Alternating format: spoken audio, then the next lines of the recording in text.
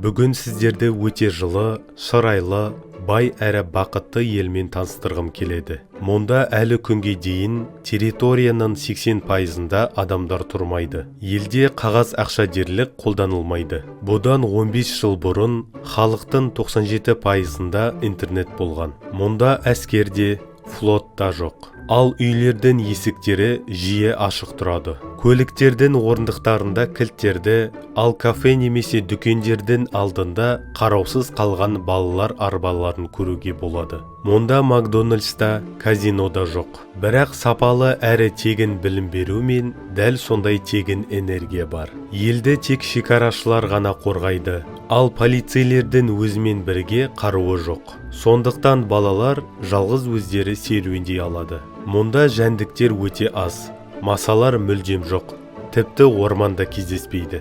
Бұл бәлкім жер бетінде ең қауіпсіз түрде шатыр тігіп, тыныш ұйықтауға болатын жалғыз орын шығар. Су өте таза, ас үйдегі крандарға алдын ала сүзгілеусіз немесе тазартусыз ақ келеді. Бұл 100% сауатты ел.